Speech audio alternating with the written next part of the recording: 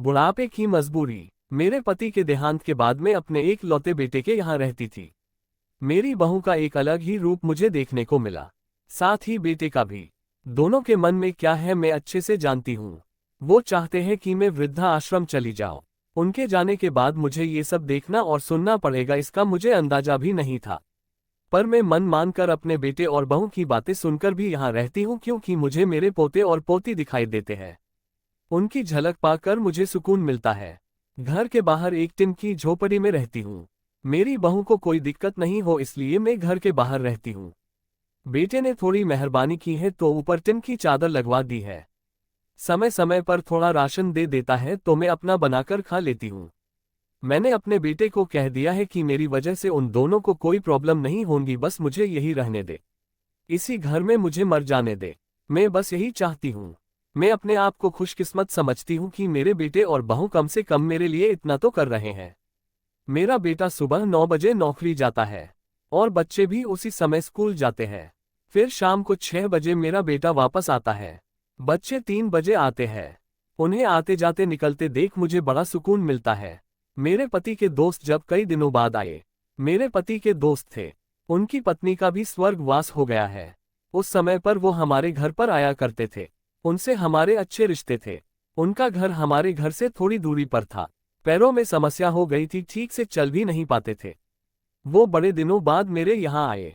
मुझे उन्हें देखकर अच्छा लगा। उनका हाल भी मेरी तरह ही था। बच्चे अब उनसे भी परेशान थे। आकर मेरे पास अपना दुखड़ा रोते थे और उन दिनों को याद करते थे। बुढ़ापा हम जैसों को बहुत रुलाता है। उनकी पत्नी का स्वर्गवास हो गया था और उन्हें चलने उठने में समस्या थी, इसलिए वो तो अपना खाना भी नहीं पाते थे। मेरे पास आए तो मैं समझ गई कि यह इतनी मुसीबत में चलकर पुराने दोस्तों के यहाँ चाय और खाने की चाह में ही जाते होंगे। उनकी भी अपनी मजबूरी थी।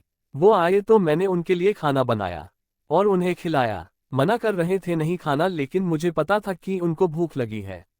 बहू ने खाना नहीं दिया। मेरी बहू ने मुझे और उन्हें खाना खाते देख लिया। वो कुछ भी ना बोली। ऐसे ही वो यहाँ 2-3 बार आए। जब भी वो आते मैं उन्हें खाना खिलाती। फिर उनके जाने के बाद जब मेरा बेटा आया तो बहू कहती है कि तुम्हारी माँ कितनी बेशर्म है, पता नहीं किस किस को आजकल बुलाकर खाना खिला रही है। बड़ी मुश्किल से कमाया जाता है और ये लुटाने में लगी। इनका राशन बंद करो, कुछ दिन भूखी रहेगी तो अक्ल ठिकाने आएगी। मैंने कहा कि मैं अपने हिस्से का उन्हें खिलाती हूँ, तुम्हारे पिता के पुराने मित्र है। फिर भी बहू का उल्टा सीधा बोलना शुरू रहा। घर के बाहर रहकर इनको आज़ादी मिल गई है, पता नहीं क्या क्या करती है। बेटा भी बोला कि कुछ दिन भूखा ही रहने दो इन्हें।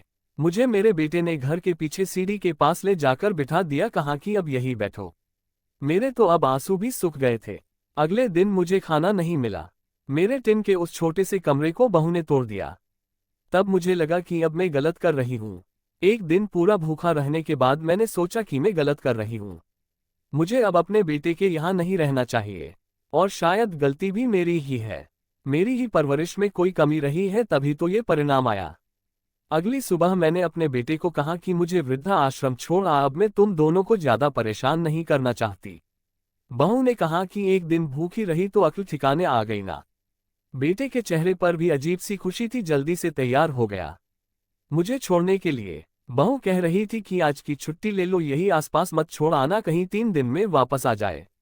मैंने अपनी बहू से कहा कि बेटी चिंता मत कर, मैं अब नहीं आऊंगी। मैंने अपने पोता पोती को गले लगाया। मुझे पता था कि अब मिलना नहीं हो पाएगा। बेटे को भी चाहती थी कि एक बार जी भर के गले लगा लूं, लेकिन वो बोला चलो जल्दी करो। मैंने बहू को कहा कि बेटी अपना ध्यान रखना। मेरा बेटा मुझे छोड़ आया। वहां आकर मैंने देखा कि मेरी तरह कई है। थोड़े दिन उदास रहते हैं, फिर सच को स्वीकार कर लेते हैं। मैं अब यहाँ खुश हूँ, कुछ काम भी करती हूँ। मैं चाहती हूँ कि ऐसा कहूँ कि ऐसा किसी के साथ ना हो, लेकिन ऐसा कब किसके साथ हो जाए कोई बता नहीं सकता। लेकिन माँ बाप को ऐसे समय के लिए भी तैयार रहना चाहिए। बस बच्चों को पालकर बड़ा कर दो, उनसे कुछ उम्मीद मत रखो। तो दोस्तों, कैसी लगी कहानी? कहानी अच्छी लगी हो तो चैनल को लाइक और सब्सक्राइब जरूर कर लीजिएगा। धन्यवाद।